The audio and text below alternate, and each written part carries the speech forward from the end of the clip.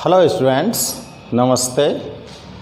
You are welcome to class 12th Chemistry English Medium. Our chapter 5 Surface Chemistry is going on. Students, in this chapter our topic is application of adsorption. Then students, previous video में आपने कुछ adsorption के applications देखे थे और कुछ जो उसके रिमेन्स जो एप्लीकेशंस हैं उनको आज हम यहाँ पर चेक करते हैं। तो स्टूडेंट्स, आपने पढ़ा था कि एडसॉर्प्शन का जो एप्लीकेशन होता है, यूज जो होता है, वो डिफरेंट वेज में किया जाता है। जैसे प्रीवियस वीडियो में मैंने आपको बताया था कि गैस मास्क जो होता है, इस गैस मास्क बनाते हैं हम किसका, कोई भी मटेरियल का गैस मास्क बनाते हैं और उसमें वो मटेरियल किसी भी प्रकार की जो पॉइजनस गैस होती है उसको एडसॉर्ब करता है। जैसे कि इसमें बताया था कि जो कोल माइंस हैं, उन कोल माइंस के अंदर कार्बन मोनोऑक्साइड और मीथेन गैस, दोनों गैस रिलीज होती हैं और इन दोनों गैसों के रिलीज होने, ये दोनों ही गैसें कैसी होती हैं, पॉइजनस होती हैं। तो वहाँ पर जो काम करने वाले वर्कर्स होते हैं वो वर्कर्स यूज़ करते हैं स्टूडेंट्स किसका, चारकोल से फॉर्म मास्क का। चारकोल जो होता है इससे एक मास्क बनाते हैं और उस मास्क का यूज करते हैं। ये चारकोल क्या करता है, इन दोनों गैसों का एडसॉर्प्शन कर लेता है अपनी सरफेस पर और ओनली प्योर ऑक्सीजन गैस ही आपके रेस्पिरेशन सिस्टम के लिए पहुंचती है। ठीक है ना। तो गैस मास्क में एडसॉर्प्शन का यूज़ किया था स्टूडेंट्स।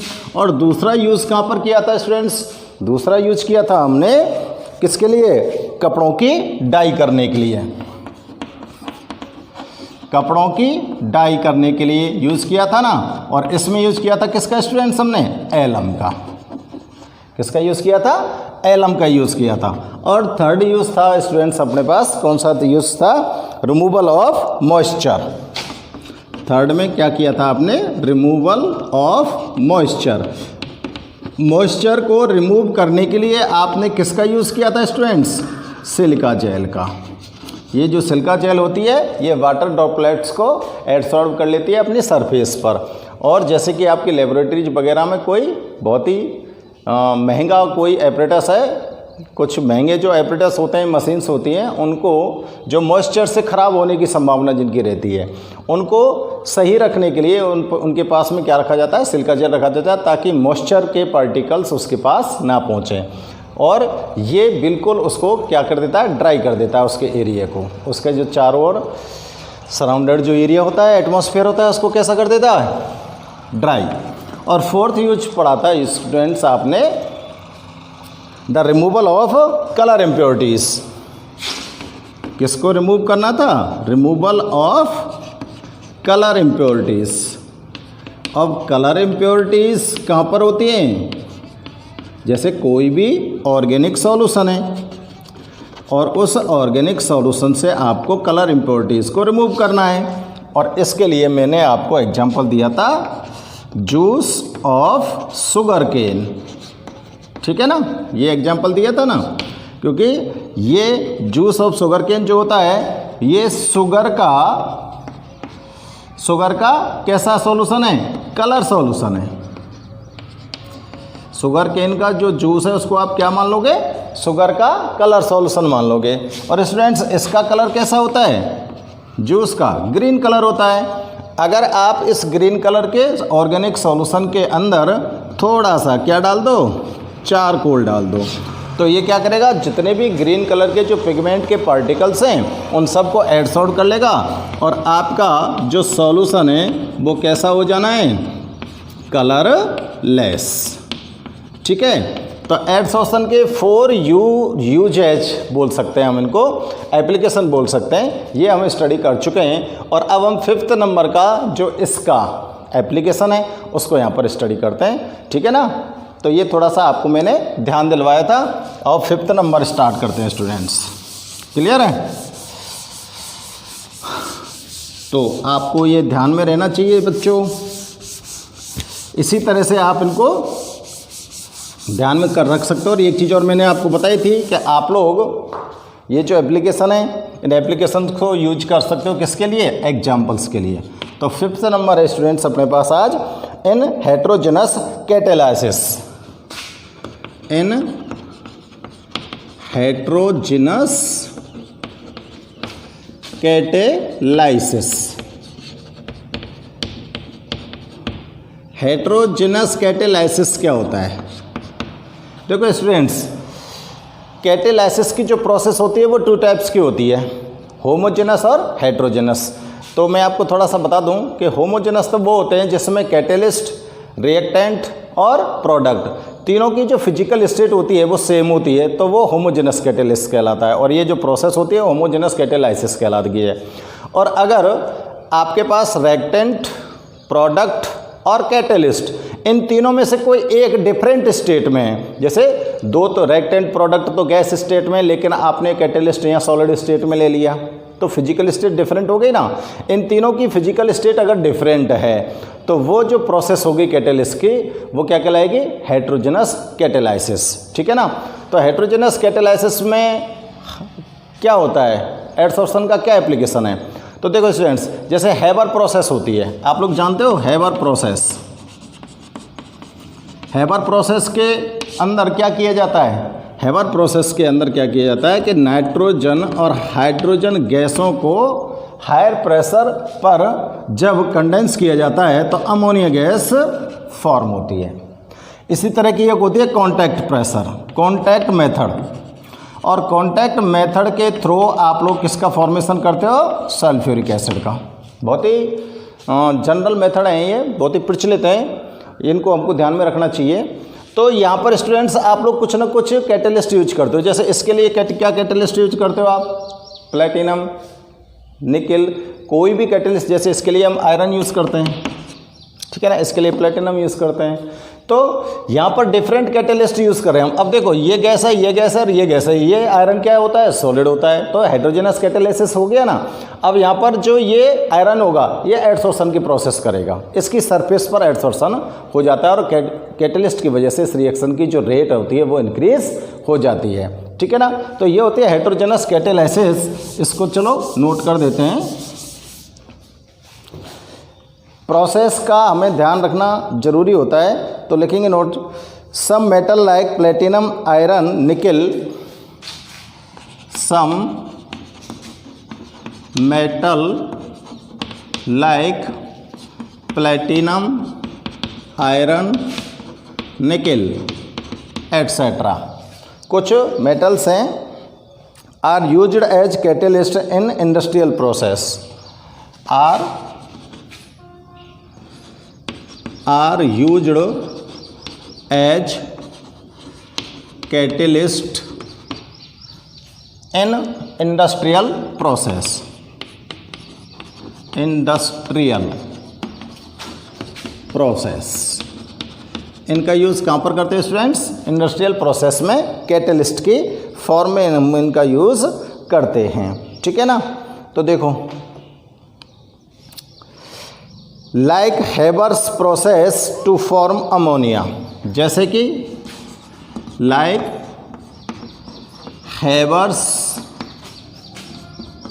प्रोसेस, जैसे कि हैबर प्रोसेस के द्वारा आप किसका फॉर्मेशन करते हो? अमोनिया का। To form ammonia, to form ammonia. और इसके लिए कैटेलिस्ट क्या यूज़ कर रहे हो? आयरन। ठीक है ना। दूसरा नोट कर सकता हूँ, form of H2SO4, form of H2SO4। और इसके लिए क्या यूज़ कर सकते हो आप लोग? H2SO4 के लिए प्लेटिनम बाय कॉन्टैक्ट मेथड। इसके मेथड का नाम क्या है? Contact method. ठीक है ना। और इसी तरह से हाइड्रोजनेशन ऑफ ऑयल्स, ध्यान होगी रिएक्शन, हाइड्रोजनेशन ऑफ ऑयल्स। और इसके लिए कैटेलिस्ट होता है स्टूडेंट्स निकल। इसके लिए कौन सा? ब्रैकेट में जो भी लिखे है ना मैंने, ये कैटेलिस्ट हैं निकल। It is based on adsorption, it is based on adsorption. ये सब के सब जो प्रोसेस हैं वो किस पर बेस्ड हैं स्टूडेंट्स? एडसॉर्प्शन पर, ठीक है ना। 6 नंबर यहाँ पर नोट करता हूँ मैं। नेक्स्ट एप्लीकेशन है ion exchange resin. Ion exchange resin, ये 11th क्लास में आपने ये ion exchange resin method students आपने स्टडी किया है। और इस मेथड के थ्रू हम क्या करते हैं, जो हार्ड वाटर होता है ना उसको सॉफ्ट वाटर में कन्वर्ट करते हैं इस मेथड के थ्रू, ठीक है ना। तो देखो the groups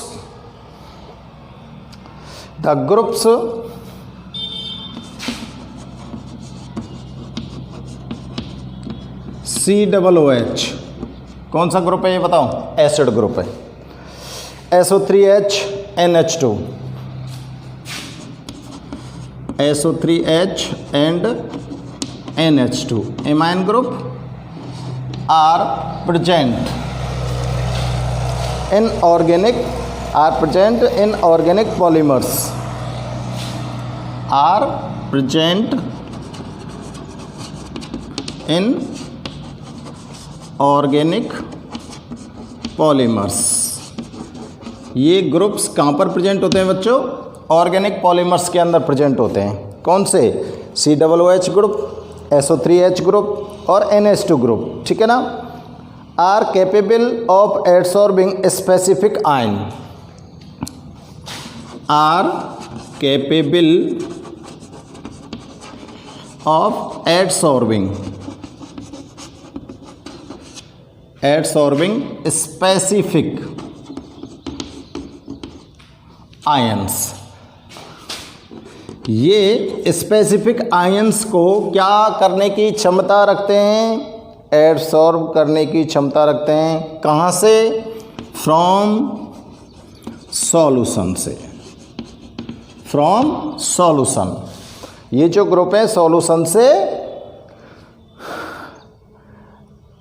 in special ion को एडसॉर्ब करने की कैपेसिटी रखते हैं। तो इसका यूज कहाँ किया जाता है? It is use to soften to hard water, it is used to softened to hard water. Hard water को सॉफ्ट करने में इस मेथड का यूज़ किया जाता है। आयन एक्सचेंज रेजिन के अंदर क्या होता है? ऑर्गेनिक पॉलीमर्स के अंदर ये ग्रुप्स प्रेजेंट होते हैं, ठीक है ना।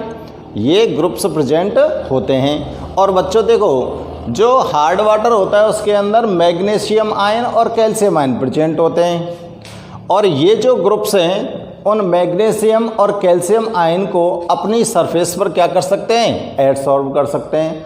स्पेसिफिक आयंस का मतलब होता है विशेष प्रकार के आयन। और हार्ड वाटर के अंदर कुछ स्पेसिफिक आयंस ही प्रेजेंट होते हैं जैसे कि कैल्शियम आयन और मैग्नीशियम आयन।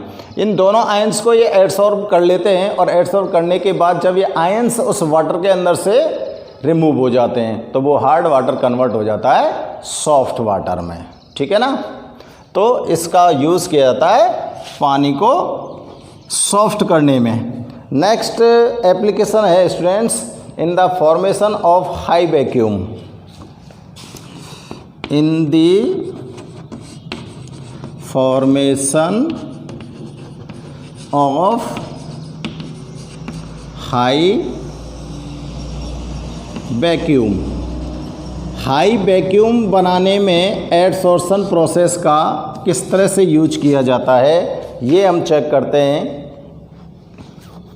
देखो एयर को अगर लिक्विडिफायर एयर में कन्वर्ट कर दें तो वहाँ पर हाई वैक्यूम आ जाता है। भाई एक मेरी बात समझो आप, जो एयर होती है एटमॉस्फेयर के अंदर वो एयर मॉइस्चर, उसके अंदर मॉइस्चर होता है कि नहीं होता है बताओ? मॉइस्चर अगर उसके अंदर है तो यानी कि थोड़ा बहुत मॉइस्चर अगर एयर में प्रेजेंट है तो एयर के जो पार्टिकल्स होते हैं वो मॉइस्चर के साथ मिक्स हैं। और अगर आप उस जगह पर चारकोल को रख देते हो तो पूरा का पूरा जो मॉइस्चर होता है वो उस चारकोल की सरफेस पर एडसॉर्ब हो जाता है ना। अब वो मॉइस्चर जब पूरे, जैसे आपने रूम के अंदर बीच में रख दिया चारकोल, तो वो मॉइस्चर जब उस चारकोल के ऊपर आएगा तो उसको ट्रांसपोर्ट करने के लिए कौन हेल्प करेगा? एयर हेल्प करेगी। तो एयर के साथ मिक्सड होकर ही वो वाटर ड्रॉपलेट्स किसके ऊपर आके पड़ेंगी? चारकोल के ऊपर पड़ेंगी। चारकोल की सरफेस पर वो सब एक्यूमुलेट हो जाएंगी। तो स्टूडेंट्स यहाँ पर एयर भी आई है चारकोल के पास, मॉइस्चर भी आया चारकोल के पास, तो रूम के अंदर वैक्यूम आ गया। एयर जब चारकोल के पास आकर एडसॉर्ब हो गई तो रूम के अंदर क्या आ गया? वैक्यूम आ गया। अगर आपको किसी एपरेटस के अंदर वैक्यूम करना है, एपरेटस के अंदर क्या करना है? वैक्यूम करना है, तो आप उस एपरेटस के अंदर क्या जाके रख दो? थोड़ा सा चारकोल रख दो। चारकोल रख देंगे तो वो पूरी मॉइस्चर्ड जो एयर है उसको अपने अंदर खींच लेगा, और जब वो खींच लेगा तो उस चारकोल को आप बाहर निकालो तो उस पूरे एपरेटस के अंदर क्या हो जाएगा? हायर वैक्यूम आ जाएगा। ठीक है ना। तो वैक्यूम यानी कि निर्वात बनाने के लिए किसका यूज़ कर सकते हो आप? चारकोल का। The adsorption of air from, note कर रहा हूँ मैं इसमें, the adsorption of air from liquefied air, liquefied air. Liquefied air का मतलब क्या हो गया? एयर के अंदर मॉइस्चर है, by charcoal, by charcoal is useful to produce high vacuum, useful to produce high vacuum in apparatus. कोई भी एपरेटस है उसके अंदर हाई वैक्यूम प्रोड्यूस करने के लिए आप लोग किसका यूज़ कर सकते हो? चारकोल का। किसका यूज़ कर सकते हो बच्चों? चारकोल का। ठीक है ना। तो देखो स्टूडेंट्स, आपने 7 यूज़ यहाँ पर नोट किए हैं। ठीक है ना। तो आप इन सब को ढंग से चेक करेंगे एक बार। और ये लाइन आपको दिख रही है ना? चलो मैं इसको दोबारा से लिख देता हूँ। ये लिख रहा है some metal like platinum, iron, nickel etcetera. ठीक है ना। ये इस तरह का नोट हुआ है। देखो और एक यूज़ मैं यहाँ पे नोट कर दूँ। चलो आप एक बार इसको नोट कर लो। इरेज करने के बाद नोट करता हूँ मैं इसको। इरेज करते हैं पहले। नेक्स्ट पॉइंट नंबर 8 डाल देता हूँ, qualitative analysis. Qualitative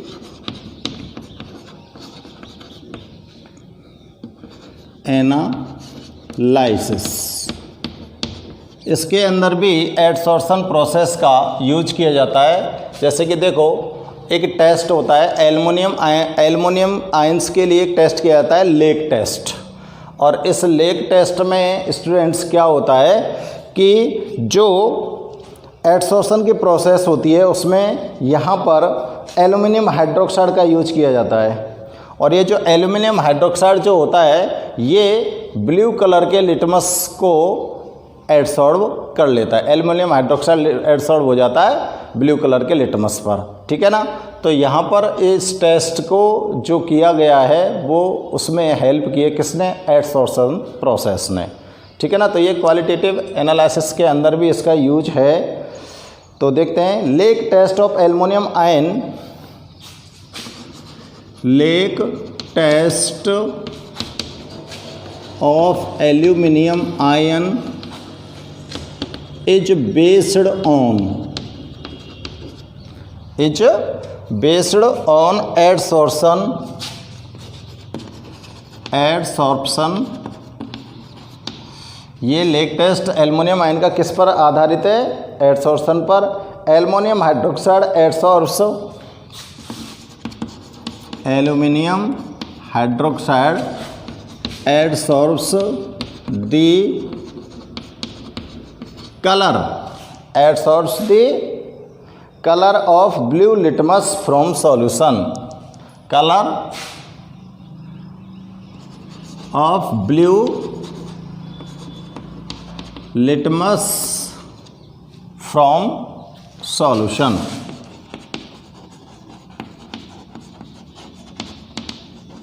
from solution. और इसका एक लास्ट एप्लीकेशन और है, वो है क्रोमेटोग्राफी में।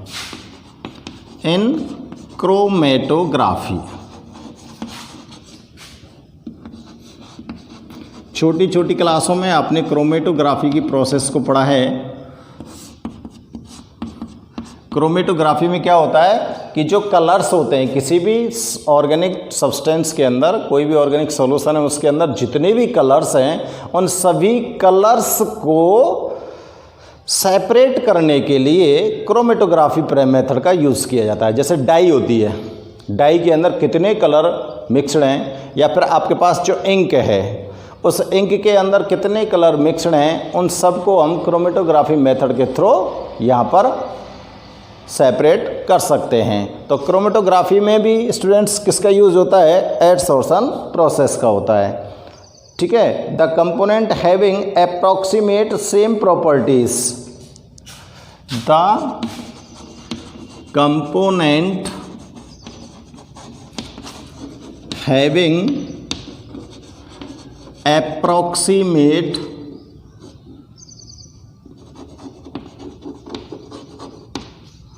having approximate same properties, same properties, ऐसे कंपोनेंट जिनके अंदर जिनकी सेम प्रॉपर्टीज होती हैं, यानी कि कंपोनेंट आप किसी भी कोई भी प्रोडक्ट के अंदर मिलाया, कोई भी जो आपके पास सब्सटेंस है उस सब्सटेंस के अंदर जो प्रेजेंट हैं कंपोनेंट, सभी कंपोनेंट की प्रॉपर्टीज़ लगभग समान हैं, तो आप क्या करोगे? Are separated from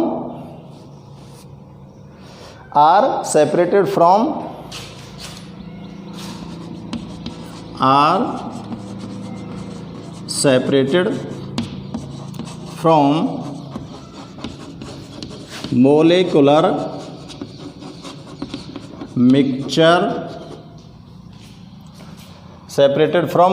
mixture by chromatography,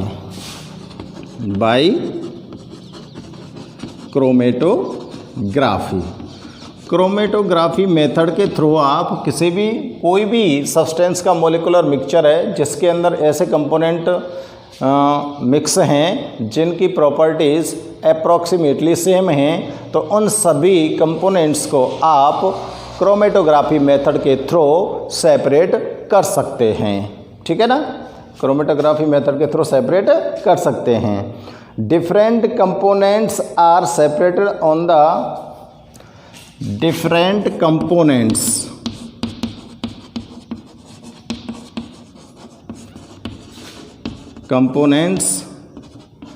are separated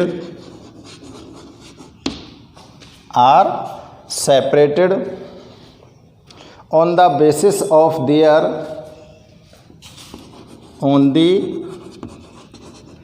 basis of their adsorption power, adsorption power के बेसिस पर वो सभी के सभी जो कंपोनेंट होते हैं क्रोमेटोग्राफी मेथड के थ्रू सेपरेट हो जाते हैं। जैसे देखो, मैंने एक बीकर लिया और इस बीकर में ये हमने एक लिटमस पेपर लगा दिया। इस लिटमस पेपर को एक आयरन रॉड से बाइंड करके मैंने इसके ऊपर लगा दिया। ठीक है। इस लिटमस पेपर पर यहाँ हमने एक रूल से लाइन खींच दी पेंसिल से, और यहाँ पर डाई की एक ड्रॉप डाल दी इस लाइन के ऊपर। इसमें हमने इतना पानी भर दिया, इतना वाटर फिल किया है कि ये जो फ़िल्टर पेपर है ये इससे टच हो जाए। क्लियर।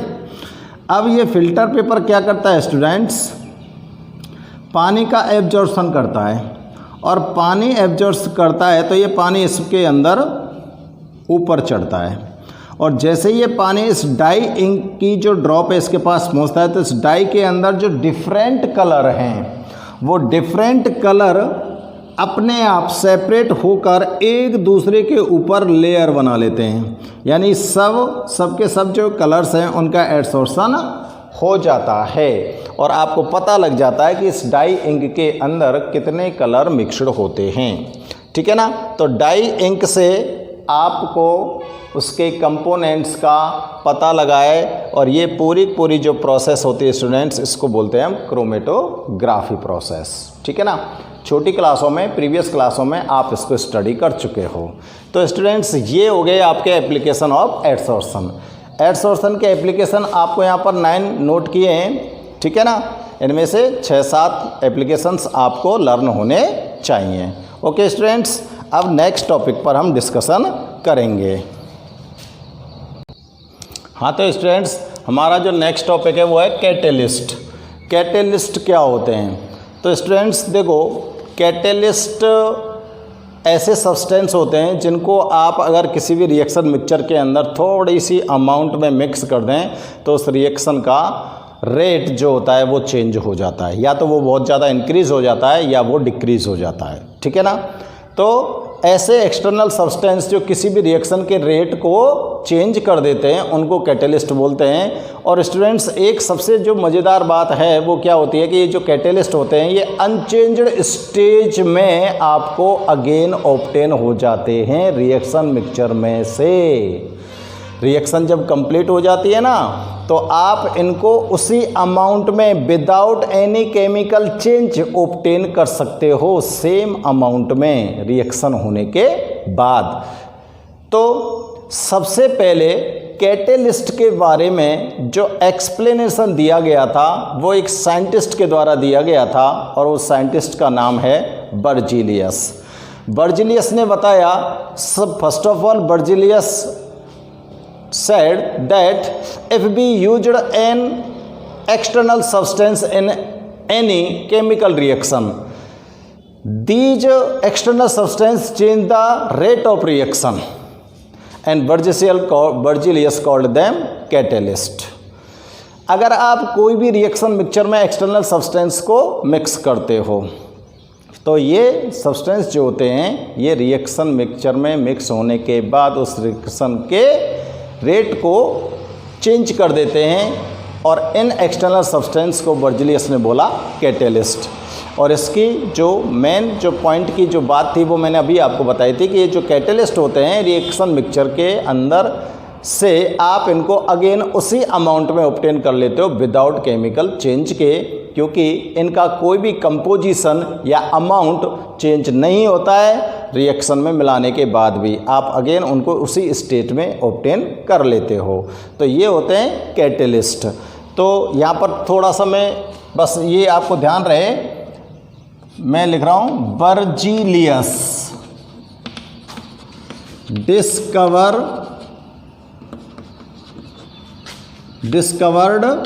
देम, इतना लिख दो, ध्यान रह जाएगा। कैटेलिस्ट को किसने डिस्कवर किया? बर्जीलियस ने। ठीक है ना। अब इसके बाद मैं इसकी डेफिनेशन नोट कर देता हूँ आपके लिए कैटेलिस्ट की, कैटेलिस्ट क्या होते हैं। ठीक है ना। तो देखो, the substance which are alters the rate of chemical reaction, द सब्सटेंस which are alters the rate of chemical reaction। ऐसे सब्सटेंस जो किसी केमिकल रिएक्शन के रेट को बदल देते हैं। ठीक है ना। But unaffected itself, but unaffected itself by mass and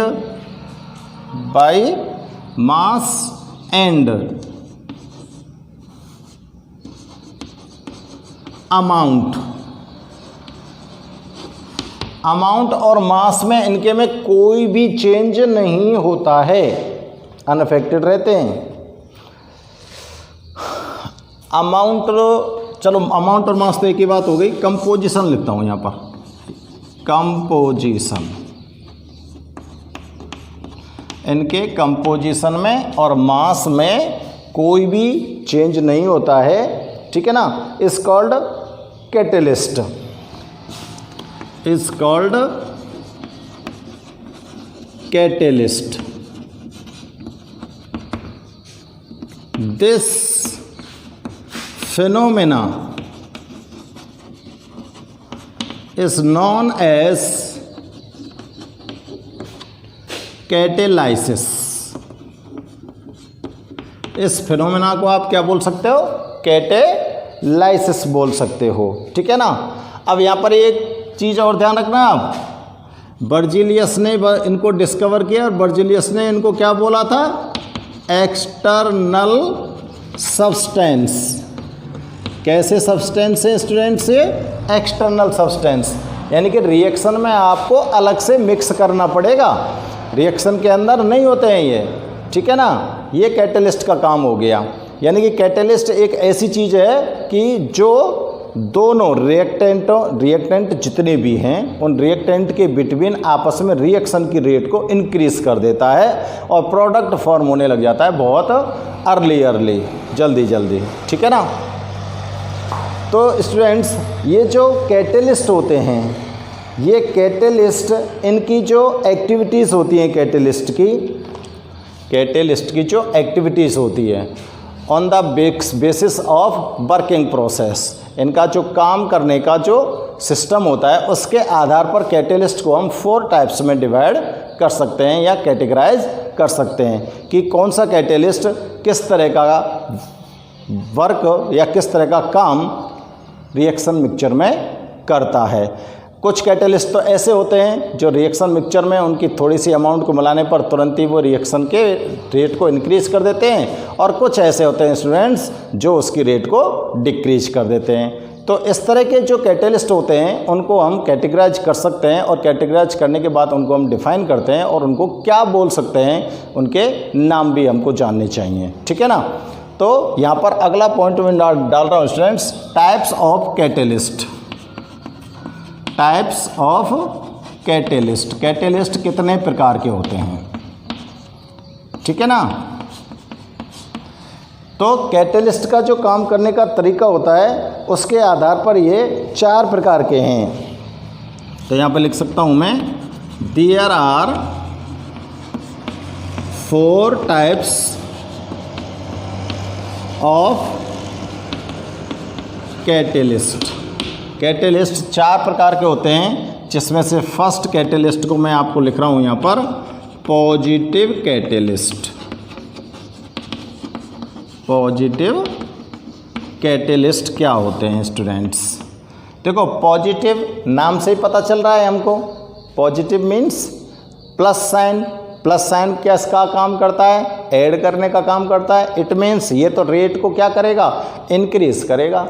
तो ऐसे कैटेलिस्ट जो रिएक्शन मिक्सचर में मिलाने पर रिएक्शन के रेट को इंक्रीज कर देते हैं वो पॉजिटिव कैटेलिस्ट होंगे, ठीक है ना।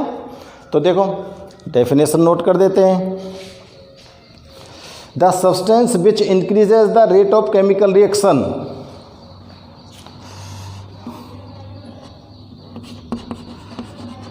Those catalyst which increases the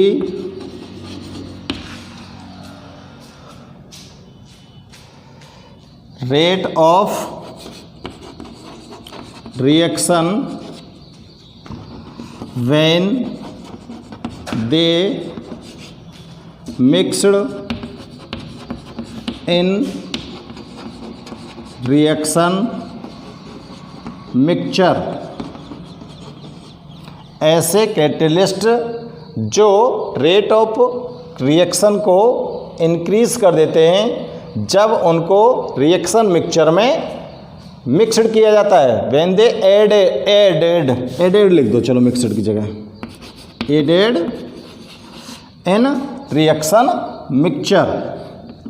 और ऐसे कैटेलिस्ट को आप क्या बोल सकते हो? पॉजिटिव कैटेलिस्ट बोल सकते हैं। Is called positive catalyst. इनको क्या बोलोगे आप? Positive catalyst. ठीक है ना। अब देखो स्टूडेंट्स, यहाँ पर एग्जाम्पल लिखते हैं हम, एग्जाम्पल को चेक करते हैं और एग्जाम्पल से चेक कर देखते हैं हम कि जो पॉजिटिव कैटेलिस्ट होते हैं वो किस तरह से किसी भी रिएक्शन के रेट को इंक्रीज कर सकते हैं। देखो एग्जाम्पल के तौर पे देखते हैं हम, जैसे हम डिकम्पोजिशन कराते हैं किसका? हाइड्रोजन पेरोक्साइड का। हाइड्रोजन पेरोक्साइड का अगर डिकम्पोजिशन कराते हैं तो विदाउट कैटेलिस्ट उसकी एक्टिवेशन एनर्जी जो होती है वो कितनी होती है स्टूडेंट्स? 75 किलो जूल पर मोल। जब हाइड्रोजन पेरोक्साइड का डिकम्पोजिशन बिना कैटेलिस्ट के होता है, विदाउट कैटेलिस्ट की प्रेजेंस में कराते हैं हम, तो इसकी जो एक्टिवेशन की एनर्जी जो होती है वो कितनी होती है? 75 किलो जूल पर मोल। और जब इसके अंदर आप थोड़ा सा कोई भी कैटेलिस्ट, जैसे प्लेटिनम कैटेलिस्ट इसके अंदर मिक्स करते हैं, तो प्लेटिनम की थोड़ी सी अमाउंट जब इसके अंदर मिक्स कर देते हैं तो स्टूडेंट्स एक्टिवेशन एनर्जी की वैल्यू घट जाती है। इट मीन्स अगर एक्टिवेशन एनर्जी की वैल्यू कम है तो रेट ऑफ रिएक्शन इंक्रीज हुआ है। भाई एक्टिवेशन एनर्जी जितनी कम होगी रेट ऑफ रिएक्शन उतना ही तो ज़्यादा होगा। समझ आ रही है ना बात? एक्टिवेशन एनर्जी की वैल्यू को घटा देता है और एक्टिवेशन एनर्जी की वैल्यू आ जाती है 57 किलो जूल पर मोल पर, यानी कि 75 से घटकर कहाँ गई? 57 किलो जूल पर मोल पर।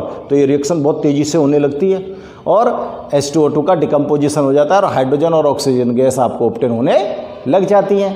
तो देखो एग्जाम्पल नोट करता हूँ मैं यहाँ पर,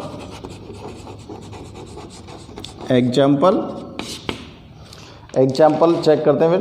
the value of activation energy, the value of activation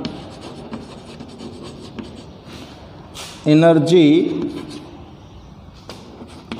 to decomposition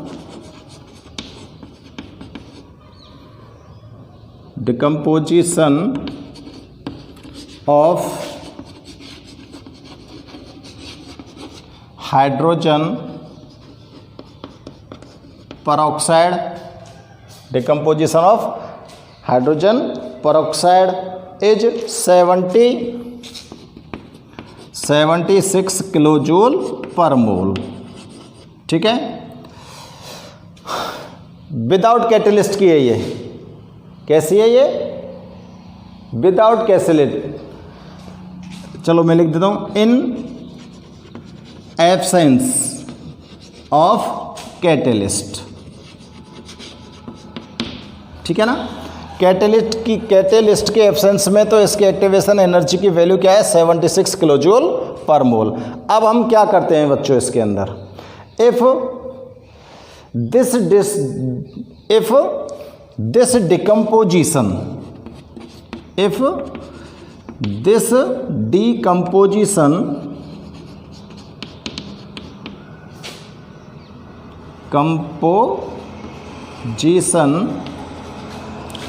takes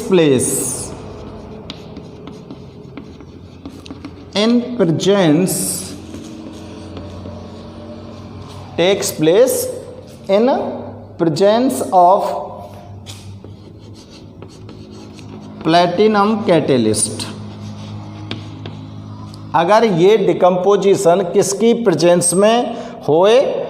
platinum catalyst की प्रेजेंस में होए, तो the value of activation energy, the value of activation energy decreases to 57 kilo joule per mole. और जब activation energy की value जब decrease हो गई तो it means rate of reaction यहाँ पर क्या हो जाएगा, इंक्रीज हो जाएगा। क्या हो जाएगा students, rate of reaction increase हो जाएगा। ठीक है, तो देखो इसको हम एक ग्राफ के थ्रू भी यहाँ पर आप इसको डिनोट कर सकते हो।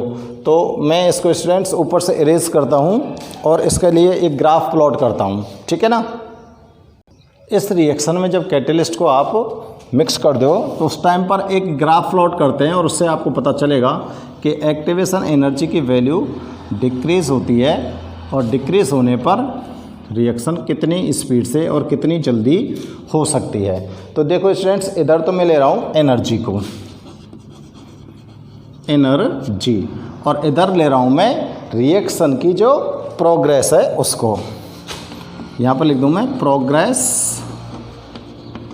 Of reaction. ठीक है ना। अब देखते हैं स्टूडेंट्स, पहले जब रिएक्शन कंप्लीट होती है तो आपको यहाँ पर एक्टिवेशन एनर्जी की वैल्यू क्या होती है, ज़्यादा। कितनी थी एक्टिवेशन एनर्जी की वैल्यू, 76।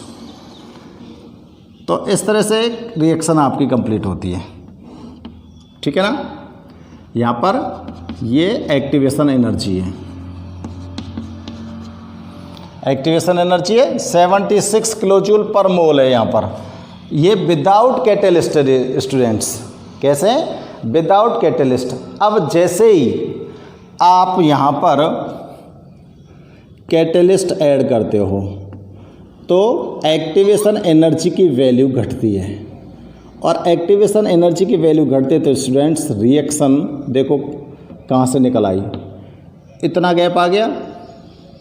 तो रेट ऑफ रिएक्शन, अब यहाँ पर रिएक्टेंट ले लो, रिएक्टेंट, और यहाँ पर ये क्या फॉर्म हो गए, प्रोडक्ट। जब आपके पास एक्टिवेशन एनर्जी बिना कैटेलिस्ट के कितनी थी, 70 किलो जूल पर मोल, तो वहाँ यहाँ से ग्राफ आया। ठीक है ना। अब आपने कैटेलिस्ट को इसके अंदर ऐड कर दिया है, ये वैल्यू आ गई एक्टिवेशन एनर्जी की, और ये वैल्यू आ गई आपकी एक्टिवेशन एनर्जी वो जिसमें आपने C लिख रहा हूँ मैं ब्रैकेट में, इट मीन्स कैटेलिस्ट को आपने इसके अंदर यूज़ किया है। ठीक है ना। तो देखो रिएक्शन कितनी नज़दीक से निकली, इट मीन्स रेट कितना इंक्रीज हुआ है कि नहीं हुआ है। तो ये तो है नॉट कैटेलाइज्ड रिएक्शन। ठीक है ना। और ये क्या है बच्चों, कैटेलाइज्ड रिएक्शन। तो एक्टिवेशन एनर्जी की वैल्यू को जिस तरह से आप डिक्रीज करते हो, ठीक उसी रेट में, उसी प्रकार रिएक्शन का रेट क्या हो जाता है, इंक्रीज हो जाता है। तो आप हाइड्रोजन पेरोक्साइड की रिएक्शन के लिए रिएक्शन को इस ग्राफ से इजी वे में शो कर सकते हो। हाइड्रोजन पेरोक्साइड में जब आप कैटेलिस्ट यूज़ नहीं कर रहे हो तो उस टाइम पर एक्टिवेशन एनर्जी की वैल्यू ज़्यादा है, ग्राफ मैंने ऊपर से बनाया है। और जैसे ही आपने उसके अंदर प्लेटिनम कैटेलिस्ट को डाल दिया है, एक्टिवेशन एनर्जी की वैल्यू घट चुकी है। यहाँ पर वैल्यू कितनी है ये की 76 किलो जूल पर मोल, और यहाँ पर एक्टिवेशन एनर्जी की वैल्यू कितनी रह गई, 57 किलो जूल पर मोल, किलो जूल पर मोल। ठीक है ना। तो एक्टिवेशन एनर्जी की वैल्यू घटी है तो रेट ऑफ रिएक्शन बढ़ा है। ठीक है ना। तो ये हो गया पॉजिटिव कैटेलिस्ट। अब नेक्स्ट पॉइंट चेक करते हैं, हाइड्रोजन पेरोक्साइड की रिएक्शन नोट कर दो, तुम कहते हो यहाँ देखो H2O2 हाइड्रोजन पेरोक्साइड हो गया। कौन सा, सब बोलिए है कैटेलिस्ट, प्लेटिनम। किस किस में डिकम्पोज होगा, H2 और O2 में, सॉरी H2O2 में नहीं, H2O प्लस O2 में ऑक्सीजन गैस रिलीज हो जाएगी, ऑक्सीजन गैस रिलीज हो जाएगी और वाटर मॉलिक्यूल्स फॉर्म हो जाएंगे। बैलेंस कर दो। ठीक है ना। तो यहाँ पर प्लेटिनम क्या है, कैटेलिस्ट। क्लियर, ये हाइड्रोजन पेरोक्साइड है, वाटर और ऑक्सीजन गैस इसके अंदर से रिलीज हो जाएगी। ओके स्टूडेंट्स, तो ये आपके पॉजिटिव कैटेलिस्ट हो गए। और आज आपने देखा एप्लीकेशन ऑफ एडसॉर्प्शन। तो एप्लीकेशन ऑफ एडसॉर्प्शन और कैटेलिस्ट, इसके बाद अब आपका जो नेक्स्ट पॉइंट आता है स्टूडेंट्स, कैटेलिस्ट में जो टाइप की आती है वो आती है नेगेटिव कैटेलिस्ट। पॉजिटिव कैटेलिस्ट के बाद क्या आता है स्टूडेंट्स, नेगेटिव कैटेलिस्ट। तो देखो आपको नेगेटिव जो नाम है, नेगेटिव नाम से ही हमको पता चलता है कि नेगेटिव कैटेलिस्ट किस तरह के होंगे। नेगेटिव कैटेलिस्ट जो होंगे वो रेट ऑफ रिएक्शन को क्या करने वाले होंगे, डिक्रीज करने वाले होंगे। रेट ऑफ रिएक्शन को क्या करेंगे स्टूडेंट से, डिक्रीज करने वाले होंगे। यानी कि कोई भी सब्सटेंस है, अब यहाँ पर देखो जैसे H2O2 की बात की थी मैंने, यहाँ पर फिर से मैं H2O2 की बात करूँ। हाइड्रोजन पेरोक्साइड जो सब्सटेंस होता है, जो ये एक लिक्विड फॉर्म में पाया जाता है, ये लिक्विड फॉर्म में प्रेजेंट होता है। और इसके लिक्विड को अगर आप ओपन एयर में ओपन करके, इसकी बोतल के ढक्कन को ओपन करके एयर में रख देते हो तो ये वेपोराइज हो जाता है रूम टेम्परेचर पर ही। रूम टेम्परेचर पर ये वेपोराइज होने लग जाता है। तो स्टूडेंट्स इसमें बहुत ही तेज रिएक्शन होती है, ठीक है ना, ये बहुत ही स्पीडली रिएक्शन करता है। तो स्पीड रिएक्शन करता है तो तुरंत वेपोराइज होकर क्या बनाता है, ये वाटर वेपर बनाता है और ऑक्सीजन गैस फॉर्म करता है और इसका डिकम्पोजिशन हो जाता है। तो इसकी रिएक्शन को डिक्रीज करने के लिए, यानी कि ये इसका डिकम्पोजिशन ना हो, इसके डिकम्पोजिशन को डिक्रीज करने के लिए इसके अंदर थोड़ी सी अमाउंट में क्या मिला देते हैं, ग्लिसरीन। क्या मिला दोगे आप, ग्लिसरीन। थोड़ी सी अमाउंट में स्टूडेंट्स यहाँ पर क्या ऐड कर रहे हो आप, ग्लिसरीन, ठीक है ना। और अगर ग्लिसरीन कह दो, ग्लिसरॉल कह दो, थोड़ा सा ग्लिसरॉल ऐड कर दो इसमें। और थोड़ा सा ग्लिसरॉल जैसे आप इसमें ऐड कर देते हो तो हाइड्रोजन पेरोक्साइड के जो डिकम्पोजिशन होने की जो प्रोसेस होती है वो स्लो हो जाती है। यानी कि अगर ये 10 मिनट में 100 ml वेपोराइज होने वाला था तो ये 100 ml अब 10 घंटे में होगा वेपोराइज। आ गई समझ में। तो इसका जो डिकम्पोजिशन रेट था रिएक्शन का वो कैसा हो गया, डिक्रीज हो गया। तो यहाँ पर ग्लिसरॉल ने हाइड्रोजन पेरोक्साइड के लिए किसका काम किया है, नेगेटिव कैटेलिस्ट का। तो कैसे कह सकते हो, दो substance which decreases the rate of reaction when they mixed in the reaction mixture. जब आप रिएक्शन मिक्सचर में ऐसे एक्सटर्नल सब्सटेंस को मिक्सड करते हो, ऐड करते हो, तो वो उस रिएक्शन के रेट ऑफ रिएक्शन को डिक्रीज कर देते हैं। तो उनको क्या बोलते हैं हम, नेगेटिव कैटेलिस्ट। ठीक है स्टूडेंट्स, तो इसकी डेफिनेशन और इसके एग्जांपल्स हम नेक्स्ट वीडियो में आपको नोट करेंगे और बाकी के जो इसके कैटेलिस्ट के टाइप है वो भी आपको नेक्स्ट वीडियो में एक्सप्लेन किए जाएंगे। Okay students.